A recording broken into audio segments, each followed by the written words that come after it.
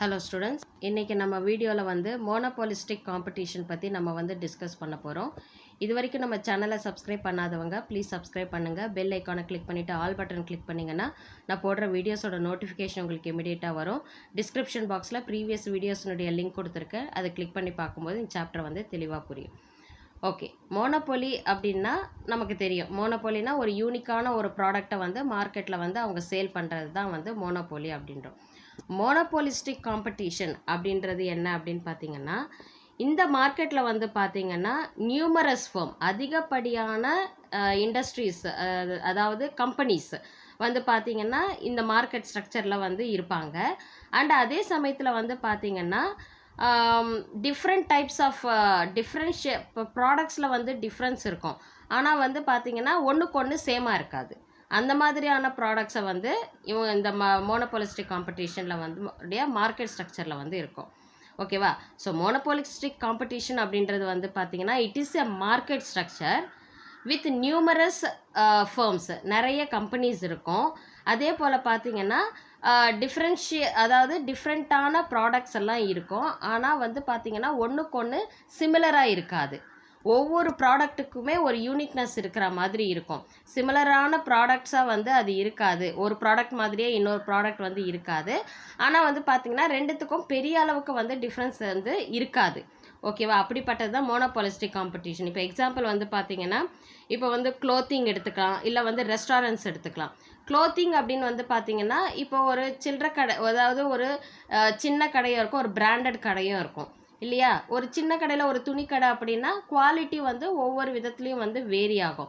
Branded கடை அப்படின்னும்போது கண்டிப்பாக அந்த இடத்துல வந்து குவாலிட்டி ஆஃப் த ப்ராடக்ட் அப்படின்றது வந்து எக்ஸலண்ட்டாக இருக்கும் இல்லையா? ஸோ அதுதான் வந்து பார்த்திங்கன்னா ரெண்டுமே வந்து கிளாத்திங் பிஸ்னஸ் தான். ஆனால் வந்து பார்த்திங்கன்னா அதில் வந்து இருக்கக்கூடிய அந்த பிராண்டிங் ஆகட்டும், அந்த குவாலிட்டி ஆகட்டும், ஸோ இதெல்லாம் தான் வந்து பார்த்திங்கன்னா டிஃப்ரென்ஷியேட் பண்ணும். So different types of products இருக்கும். ஆனால் ஒன்றுக்கு ஒன்று வந்து ஈக்குவலாக வந்து இருக்காது. இப்போ ரெஸ்டாரண்ட்ஸ் எடுத்துக்கிட்டோன்னு வச்சுக்கோங்க. ஒவ்வொரு ரெஸ்டாரண்ட்ஸும் வந்து ஒரு ஒரு மாதிரி இருக்கும். ஒவ்வொரு ரெஸ்டாரண்ட்ஸ்க்கும் வந்து ஒரு ஸ்டைல் இருக்கும். அதே ஒரு பார்த்திங்கன்னா அங்கே உள்ளே இருக்கிற இன்டீரியர்ஸ் வந்து டிஃப்ரெண்ட்டாக இருக்கும் இல்லையா? ஸோ அந்த மாதிரி ரெஸ்டாரண்ட்டுன்னு பொதுவாக நம்ம எடுத்துக்கலாம். ஆனால் வந்து பார்த்திங்கன்னா ஒன்றுக்கு ஒன்று வித்தியாசப்படும். ஸோ மோனோபொலியாக இருக்கிற மாதிரி இருக்கும். இப்போ வந்து பார்த்திங்கன்னா இப்போ ரெஸ்டாரண்ட்ஸ்லேயே வந்து நிறைய உள்ளுக்குள்ளே வந்து நிறைய இன்ஃப்ராஸ்ட்ரக்சர்ஸ் எல்லாம் வந்து க்ரியேட் பண்ணியிருப்பாங்க. இன்டீரியர் டெக்கரேஷன்ஸ் வந்து நிறைய பண்ணியிருப்பாங்க. ஸோ அது வந்து ஒரு தனித்துவமாக, இந்த ஹோட்டலா அப்படின்னு ஒரு தனித்துவமாக நமக்கு வந்து தெரியும். இதுவே மற்ற ஹோட்டல்ஸும் வந்து ரெஸ்டாரண்ட்ஸும் இருக்குது. பட் ஒவ்வொருத்துக்கும் ஒவ்வொரு இடத்துல வந்து அது வித்தியாசப்பட்டு இருக்கும். அதுதான் வந்து நம்ம மோனோபாலிஸ்டிக் காம்படிஷன் அப்படின்னு சொல்கிறோம். நிறைய கம்பெனி, ரெஸ்டாரண்ட்ஸ்னால் நிறைய ரெஸ்டாரண்ட்ஸ் இருக்கும். கிளாத்திங் அண்ட் டெக்ஸ்டைல்ஸ் அப்படின்னா நிறைய டெக்ஸ்டைல்ஸ் இருக்கும். ஆனால் ஒன்றுக்கு ஒன்று அவங்களுக்கான ஒரு யூனிக்னஸாக அந்த இடத்துல வந்து அவங்க வெளிப்படுத்துவாங்க. ஓகேவா? ஸோ அப்படிப்பட்ட ஒரு மார்க்கெட் ஸ்ட்ரக்சரை தான் மார்க்கெட் ஸ்ட்ரக்சரில் இருக்கக்கூடிய அந்த ஃபார்ம்ஸை தான், அந்த ஃபார்ம்ஸ்குள்ளே இருக்கக்கூடியது தான் நம்ம மோனோபாலிஸ்டிக் காம்படிஷன் அப்படின்னு சொல்கிறோம். ஓகேவா? ஸோ இங்கே இருக்கக்கூடிய ப்ராடக்ட்ஸ் எல்லாம் எப்படி இருக்கும்? சிமிலராக இருக்கிற மாதிரி இருக்கும். ஆனால் ஒன்றுக்கு ஒன்று சேமாக இருக்காது, ஐடென்டிக்கலாக வந்து இருக்காது. அதாவது அதனுடைய குவாலிட்டி வேறையாக இருக்கும், இல்லை அதனுடைய பிராண்டிங் வேறையாக இருக்கும், இல்லை அது இருக்கக்கூடிய லொக்கேஷன் வேறையாக கூட இருக்கலாம். ஓகேவா? அதே போல் வந்து பார்த்திங்கன்னா நிறைய பிஸ்னஸஸ் வந்து இந்த மார்க்கெட்டில் வந்து ஈஸியாக என்டரும் ஆக முடியும், அதே போல் எக்ஸிட்டும் ஆக முடியும். மோஸ்ட்லி இந்த மாதிரி ஃபார்ம்ஸ் எல்லாம் வந்து பார்த்திங்கன்னா விலையை வந்து பேஸ் பண்ணி அவங்களுடைய பிஸ்னஸை வந்து ப்ராடக்ட்ஸை வந்து விற்க மாட்டாங்க. புரியுதா? மோனோபாலிஸ்டிக் காம்படிஷனை பொறுத்த வரைக்கும் பார்த்தீங்கன்னா இதில் இன்வால்வ் ஆகக்கூடிய ஃபர்ம்ஸ், அதாவது கம்பெனிஸ் வந்து பார்த்திங்கன்னா ப்ரைஸை வந்து குறைச்சி தம்முடைய ப்ராடக்டை வந்து நம்ம விற்கலாம், ப்ராஃபிட் அது மூலிமா எடுக்கலாம் அப்படின்ற அந்த கான்செப்டே இந்த இடத்துல கிடையாது. இந்த ஃபர்ம்ஸ் வந்து மோஸ்ட்லி என்ன யூஸ் பண்ணுவாங்க அப்படின்னு பார்த்தீங்கன்னா அட்வர்டைஸ்மெண்ட். அவங்க ப்ராடக்ட்ஸ்க்கு எவ்வளோக்கு எவ்வளோ அட்வர்டைஸ்மெண்ட் கொடுத்து ஃபெமிலியர் பண்ண முடியும், அவங்க ப்ராடக்டை ஒரு நோன் ப்ராடக்டாக கொண்டு போக முடியும். அதே போல் போல் பிராண்டிங், இந்த ப்ராடக்ட்னா இந்த பிராண்டோட இருக்க கண்ணை மூடிட்டு வாங்கலாம் அப்படின்ற அந்த பிராண்டிங்கை க்ரியேட் பண்ணணும் அப்படின்னு பார்ப்பாங்க. அதே போல் ஒவ்வொரு ப்ராடக்ட்டுக்கும் வந்து ஒரு தனித்துவமான அம்சங்கள் இருக்கும், ஃபீச்சர்ஸ் இருக்கும். ஸோ அந்த மாதிரி இருந்து அவங்க என்ன பண்ணுவாங்கன்னா கஸ்டமர்ஸை வந்து அட்ராக்ட் பண்ணுவாங்க. இப்படி தான் வந்து அவங்க ப்ராடக்டை வச்சு கஸ்டமர்ஸை அட்ராக்ட் பண்ணுவாங்களே தவிர்த்து ஒரு விலையை குறைத்து அதன் மூலிமா கஸ்டமர்ஸை வந்து அவங்க அட்ராக்ட் பண்ண மாட்டாங்க. ஓகேவா? So each firm has a mini monopoly. ஒவ்வொரு ஃபர்முக்கும் வந்து பார்த்திங்கன்னா ஒரு சின்ன ஒரு மோனோபொலி இது வந்து இருக்கும். ஓகேவா? இப்போ ரெஸ்டாரண்ட் நான் சொன்னேன் பாருங்கள். இப்போ வந்து பார்த்திங்கன்னா ஒரு சில ரெஸ்டாரண்ட்டில் வந்து பார்த்திங்கன்னா அந்த சீட்டிங் ஆகட்டும் சரி, இல்லை உள்ளே இருக்கக்கூடிய இன்ஃப்ராஸ்ட்ரக்சர்ஸ் ஆகட்டும், இன்டீரியர் டெக்கரேஷன்ஸ் ஆகட்டும் சரி, இல்லை வந்து அவங்க கஸ்டமர்ஸை அப்ரோச் பண்ணுற விதமாகட்டும் சரி, அவங்க பண்ணுற சர்வீசஸ் ஆகட்டும் சரி, ஒவ்வொரு ரெஸ்டாரண்ட்ஸ்க்கும் அவங்க ரெஸ்டாரண்ட்ஸ்க்கு ஏற்ற மாதிரி வேரி ஆகும் இல்லையா? அப்போது அவங்களுக்குன்னு அதாவது நிறைய கஸ்டமர்ஸ்க்கு இந்த மாதிரியான ஒரு இன்டீரியர் இருக்கிற இந்த மாதிரி கேப்சரிங்காக இருக்கக்கூடிய விஷயங்களில் வந்து நிறைய கஸ்டமர்ஸ் வந்து என்ன ஆகும்னா அட்ராக்ட் ஆவாங்க. ஸோ அந்த மாதிரி ரெஸ்டாரண்ட்ஸ்க்கு போகணும் அப்படின்னு நினைப்பாங்க. இப்போ ஹேர் கட் பண்ணுறாங்கன்னு வச்சுக்கோங்க, சலூன் வச்சுக்கோங்க.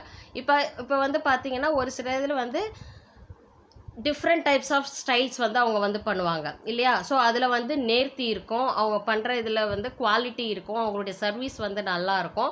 ஸோ அதை பேஸ் பண்ணி வந்து நிறைய பேர் ஒரு கடைக்கே வந்து போவாங்க இல்லையா? ஸோ அந்த மாதிரி வந்து பார்த்திங்கன்னா ஒவ்வொரு ஃபார்மும் வந்து ஒரு தனித்துவமான நிறைய ப்ராடக்ட்ஸ் இருந்தாலும், நிறைய ரெஸ்டாரண்ட்ஸ் இருந்தாலும், நிறைய சலூன் கடைங்க இருந்தாலும், நிறைய க்ளோத்திங் கடைங்க இருந்தாலும் கூட ஒவ்வொரு கஸ்டமர்ஸ்க்கும் பார்த்திங்கன்னா ஒவ்வொரு விதமான டேஸ்ட் இருக்கும் இல்லையா? ஸோ அதுக்கேற்ற மாதிரி அவங்க என்ன பண்ணுவாங்கன்னா அப்போ ஒவ்வொரு ப்ராடக்ட்டுக்கும் சரி, ஒவ்வொரு கடைங்களுக்கும் சரி, அவங்களுக்குன்னு ஒரு மார்க்கெட் இருக்கும். அவங்களுக்குன்னு ஒரு மார்க்கெட் இருக்கும். அந்த மார்க்கெட்டில் அவங்க வந்து ஒரு மினி மோனோபொலியாக வந்து இருப்பாங்க. அவங்க வந்து ஒரு யூனிக்கான ஒரு மார்க்கெட்டை வந்து அவங்க அந்த இடத்துல வந்து அவங்க பிடிப்பாங்க. ஓகேவா? ஸோ இப்போ எக்ஸாம்பிள்ஸ் நான் சொன்ன மாதிரி இதுக்கு வந்து மோனோபாலிஸ்டிக் காம்படிஷனில் ரெஸ்டாரண்ட்ஸ் எடுத்துக்கலாம். ஏன்னா அவங்க வந்து ஃபுட்டு சர்வ் பண்ணுறதாகட்டும், இல்லை வந்து பார்த்திங்கன்னா அங்கே இருக்கக்கூடிய உள்ளே இருக்கக்கூடிய இன்டீரியர் டெக்கரேஷன்ஸ் ஆகட்டும், இல்லை வந்து பார்த்திங்கன்னா லொக்கேஷன், இதை பேஸ் பண்ணியும் வந்து பார்த்திங்கன்னா ரெஸ்டாரண்ட்ஸ் ஒன்றுக்கு ஒன்று வேரி ஆகும். அதே போல் க்ளாத்திங்னு எடுத்துக்கிட்டோன்னா யூனிக்னஸ் இருக்கும், டிஃப்ரெண்ட் ஸ்டைல்ஸ் இருக்கும், மெட்டீரியல் டிஃப்ரெண்ட்டாக இருக்கும். ஸோ அப்படி டிசைன்ஸ் நிறைய இருக்கும். ஸோ அப்படி ஒவ்வொரு க்ளாத்திங்க்கு டெக்ஸ்டைல் கடைகளுக்கும் வித்தியாசப்படும். அதே போல் ஹேர் சலூன் நீங்கள் எடுத்துக்கிட்டிங்கன்னா எக்ஸ்பீரியன்ஸ்டு பர்சன்ஸ் இருந்து நிறைய ஸ்டைல்ஸை வந்து அவங்க வந்து கொடுப்பாங்க. இல்லை சீப்பான ஒரு ரேட்டில் கொடுக்குற மாதிரியும் இருக்கலாம். இல்லை வந்து பார்த்திங்கன்னா ஒவ்வொரு ஸ்டைல்ஸ்க்கும் வந்து ஒவ்வொரு ப்ரைஸ் அவங்க வந்து வேரி பண்ணுவாங்க. ஸோ இந்த ஸ்டைல்ஸ் வந்து இந்த கடைகளில் தான் பண்ணுவாங்க அப்படின்ற ஒரு நேமை வந்து க்ரியேட் பண்ணுவாங்க. ஸோ அப்படி இருக்கும்பொழுது அவங்களுக்குன்னு ஒரு பிராண்டையும் க்ரியேட் பண்ணுவாங்க. ஓகேவா? ஸோ அந்த மாதிரி இருக்கக்கூடிய ஒரு காம்படிஷன் இருக்கக்கூடிய ஒரு மார்க்கெட் ஸ்ட்ரக்சரை தான் நம்ம monopolistic market structure, monopolistic competition அப்படின்னு சொல்கிறோம். So monopolistic competition refers to a market situation where there are many firms selling a differentiated product. So டிஃப்ரெண்ட்டான ப்ராடக்ட்ஸை வந்து அவங்க என்ன பண்ணுறாங்க, இந்த மோனோபாலிஸ்டிக் காம்படிஷன் இருக்கக்கூடிய அந்த மார்க்கெட்டில் வந்து சேல் பண்ணுறாங்க. There is competition which is keen though not perfect among many firms making very similar products. Similar ப்ராடக்ட்ஸாக இருக்கிற பட்சத்தில் கூட வந்து பார்த்திங்கன்னா அது வந்து ஒருத்தருடைய ப்ராடக்டை வந்து அஃபெக்ட் பண்ணுற மாதிரி இருக்காது. ஓகேவா? So no firm can have any perceptible influence on the price output policies of the other sellers nor can it can be influenced much by their actions. Mostly வந்து ஒவ்வொரு ஃபர்ம்ஸும் வந்து பார்த்திங்கன்னா இந்த ப்ரைஸ் அவுட்புட் பாலிசிஸ், எவ்வளோ ப்ராடக்டை வந்து அவங்க produce பண்ணுறாங்க, எவ்வளோ ப்ரைஸ் வந்து அதுக்கு வந்து ஃபிக்ஸ் பண்ணுறாங்க, இல்லை வந்து ப்ரைஸை குறைக்கிறாங்களா, இல்லை ப்ரைஸை அதிகப்படுத்துகிறாங்களா, குவான்டிட்டியோட அவங்க ப்ராடக்ட் டிமாண்ட் அதிகப்படுத்துகிறாங்களா, இந்த மாதிரி விஷயங்கள்லாம் அவங்களுடைய கான்சன்ட்ரேஷன் இருக்காது. மோஸ்ட்லி அவங்க கான்சன்ட்ரேஷன் பண்ணுற விஷயங்கள் எதுவாக இருக்கும்னா ஆக்ஷன். ஆக்ஷன்னா என்ன? அட்வர்டைஸ்மெண்ட் பண்ணுறது, அவங்க ப்ராடக்ட்டுக்கான மார்க்கெட் பிடிக்கிறது, இல்லை வந்து பார்த்திங்கன்னா தனித்துவமாக அவங்க ப்ராடக்ட்டுக்கான ஃபீச்சர்ஸை க்ரியேட் பண்ணுறது, பிராண்ட்ஸை க்ரியேட் பண்ணுறது, இந்த மாதிரி விஷயங்களில் தான் அவங்களுடைய மொத்த நோக்கமும் வந்து அதில் தான் இருக்குமே தவிர்த்து ஒரு ப்ரைஸை குறைக்கிறது, இல்லை நம்ம ப்ராடக்டான டிமாண்டை அதிகப்படுத்துறது, இல்லை தள்ளுபடி கொடுக்கலாம், அந்த மாதிரியான விஷயங்கள் வந்து இந்த இடத்துல நடக்காது. Thus, monopolistic competition refers to competition among a large number of sellers producing close but not perfect substitute for each other. ஒன்றுக்கொன்று வந்து ஒரு க்ளோஸ் சப்ஸ்டியூட்டான ப்ராடக்ட் மாதிரி தான் தெரியும். ஓகேவா? ஒன்றுக்கொன்று வந்து ஒரே மாதிரியாக இருக்கிற மாதிரி தான் நமக்கு தெரியும். ஆனால் but not perfect substitutes for each other. ஒன்றுக்கொன்று வந்து ஒரு பர்ஃபெக்டாக இருக்கக்கூடிய, இது இல்லைன்னா அதுக்கு போகலாம் அப்படின்ற மாதிரிலாம் இருக்காது. அதுக்குன்னு ஒரு தனித்துவமான ஒரு யூனிக்னஸ் வந்து அந்த இடத்துல வந்து இருக்கும். அப்படி இருக்கிற ப்ராடக்ட்ஸ் இருக்கக்கூடிய மார்க்கெட் ஸ்ட்ரக்சரை தான் நம்ம மோனோபாலிஸ்டிக் காம்படிஷன் இருக்கக்கூடிய மார்க்கெட் அப்படின்னு சொல்லிட்டு சொல்கிறோம். ஓகே, இப்போ வந்து ஃபீச்சர்ஸ் ஆஃப் மோனோபாலிஸ்டிக் காம்படிஷன். இதில் இம்பார்ட்டன்ட் ஃபீச்சர்ஸ் அப்படின்னா there are large number of buyers and many sellers. So இந்த மோனோபாலிஸ்டிக் காம்படிஷனை பொறுத்த வரைக்கும் பார்த்தீங்கன்னா ஒரே மாதிரியான ப்ராடக்டாக வந்து பார்க்குறதுக்கு தெரிஞ்சாலும் ஆனால் அதில் வந்து ஒரு யூனிக்னஸ் வந்து இருக்கும். அதனால் வந்து பார்த்திங்கன்னா அதிகப்படியான பையர்ஸும் அதிகப்படியான செல்லர்ஸும் வந்து இந்த மார்க்கெட் ஸ்ட்ரக்சரில் வந்து இருப்பாங்க. ஓகே, அதே இப்போ பார்த்தீங்கன்னா இப்போ சோப் ஆகட்டும் வந்து இப்போ இல்லை வந்து டூத் பேஸ்ட் ஆகட்டும் சரி, பார்த்தீங்கன்னா டிஃப்ரெண்ட் கம்பெனிஸ் இருக்குது இல்லையா? எல்லாமே வந்து எதுக்கு தான் நம்ம யூஸ் பண்ணுறோம்? ஒன்று சோப் வந்து நம்ம வந்து குளிக்கிறதுக்கோ துணி துவைக்கிறதுக்கோ நம்ம யூஸ் பண்ணுறோம். அதே போல் வந்து வாஷிங் பவுடர் நம்ம யூஸ் பண்ணுறோம். அதே போல் டூத் பேஸ்ட்னா ப்ரஷ் பண்ணுறது, டூத்தை க்ளீன் பண்ணுறதுக்கு தான் நம்ம வந்து யூஸ் பண்ணுறோம். எல்லாமே வந்து ஒரு சிங்கிள் பர்பஸ் தான். ஆனால் என்ன, different types of products, same usage தான், ஆனால் டிஃப்ரெண்ட் டைப் ஆஃப் குவாலிட்டி இருக்குது. ஓகேவா? அப்படி தான் வந்து அந்த இடத்துல வந்து டிஃபர் ஆகுது. Firms under monopolistic competition are price makers, they set their own prices. இந்த மோனோபாலிஸ்டிக் காம்படிஷன் பொறுத்த வரைக்கும் வந்து பார்த்திங்கன்னா ஒன்றுக்கொன்று வந்து ஐடென்டிக்கலாக இல்லாமல் இருக்கிற பட்சம், சிமிலராக இருந்தாலும் ஒன்றுக்கொன்று ஒரு யூனிக்னஸ் இருக்குது. ஸோ அப்போது அவங்க ப்ராடக்ட்டுக்கான ப்ரைஸை வந்து அவங்கள தான் வந்து மேக் பண்ணுறாங்க. So they are the price makers, they set their own prices. அவங்களுடைய ப்ராடக்ட்டுக்கு அவங்க தான் வந்து ப்ரைஸை வந்து செட் பண்ணுறாங்க. Firms produce differentiated products. It is the key element of monopolistic competition. So monopolistic competition பொறுத்த வரைக்கும் பார்த்தீங்கன்னா ஒவ்வொரு கம்பெனிஸும் வந்து டிஃப்ரெண்ட்டான ஒரு ப்ராடக்ட்ஸ்.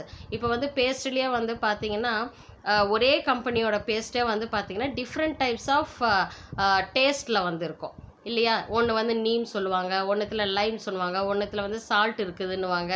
ஸோ ஒரே ப்ராடக்டை வந்து அவங்க வந்து என்ன டிஃப்ரெண்ட்டாக வந்து கொடுக்குறாங்க. அதுதான் வந்து பார்த்திங்கன்னா இந்த மோனோபாலிஸ்டிக் காம்படிஷன் அப்படின்னு சொல்கிறோம். There is a free entry and exit of firms. Monopolistic காம்படிஷனை பொறுத்த வரைக்கும் எந்த புது நியூ பிஸ்னஸஸ் வேணாலும் என்ட்ரி ஆக முடியும். அதே போல் ஆல்ரெடி எக்ஸிஸ்டாக இருக்கக்கூடிய கம்பெனிஸும் வந்து ஈஸியாக வந்து அந்த மார்க்கெட்லேருந்து அவங்க வெளியே போக முடியும். Firms compete with each other by incurring selling cost or expenditure on sales promotion of their products. Mostly வந்து ஃபர்ம்ஸ் வந்து எப்படி அவங்களுடைய காம்படிட்டர் கம்பெனியோட அவங்க எப்படி கம்பீட் பண்ணுவாங்க அப்படின்னு வந்து பார்த்திங்கன்னா செல்லிங் காஸ்ட், அதாவது ஒரு ப்ராடக்டை சேல் பண்ணுறதுக்காக அவங்க எடுத்துக்கக்கூடிய அவங்க ஸ்பெண்ட் பண்ணக்கூடிய அந்த காஸ்ட் எக்ஸ்பென்சஸ், மோஸ்ட்லி அது வந்து பார்த்திங்கன்னா சேல்ஸ் ப்ரமோஷன், அட்வர்டைஸ்மெண்ட் ஆகவோ இல்லை வந்து பார்த்திங்கன்னா வந்து மீடியாஸில் வந்து அதை அந்த ப்ராடக்ட்ஸை பற்றி சொல்கிறதோ இல்லை வந்து சேல்ஸ் பர்சன்ஸ் வந்து வீட்டில் கொண்டு போய் ப்ராடக்ட்ஸை வந்து கொடுக்குறதோ, ஸோ அந்த மாதிரி சேல்ஸ் ப்ரமோஷன் இந்த மாதிரி விஷயங்களில் தான் வந்து பார்த்திங்கன்னா அவங்க வந்து கம்பீட் பண்ணுவாங்க. Non-price competition is an essential part of monopolistic competition. Non-price competition அப்படின்னா என்ன அப்படின்னு பார்த்தீங்கன்னா இது வந்து இந்த மோனோபாலி காம்படிஷனில் வந்து ஒன் ஆஃப் த ஸ்ட்ராட்டஜி இது. ஓகேவா? இதில் வந்து பார்த்திங்கன்னா ஃபர்ம்ஸ் வந்து டிஃப்ரெண்ட்டான ப்ராடக்ட்ஸ் அண்ட் சர்வீசஸ் வந்து கொடுப்பாங்க. எப்படி கொடுப்பாங்க?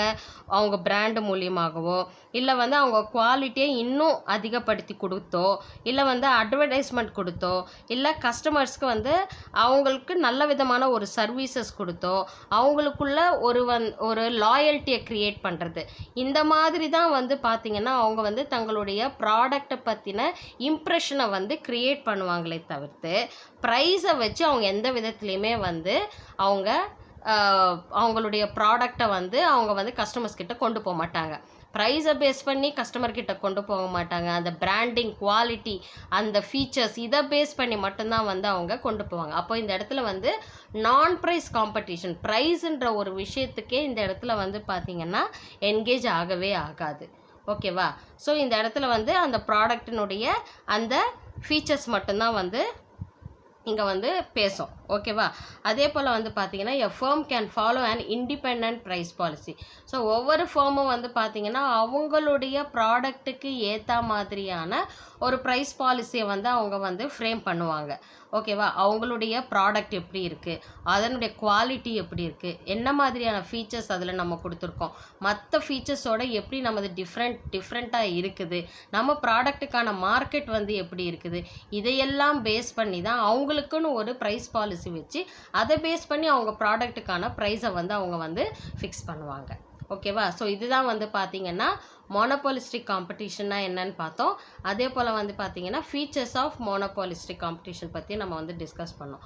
இதில் ஏதாவது உங்களுக்கு டவுட்ஸ் இருந்துச்சுன்னா கமெண்ட் செக்ஷனில் கமெண்ட் பண்ணுங்கள். உங்கள் டவுட்ஸை நான் கிளாரிஃபை பண்ணுறேன். நெக்ஸ்ட் வீடியோவில் பார்க்கலாம். தேங்க்யூ.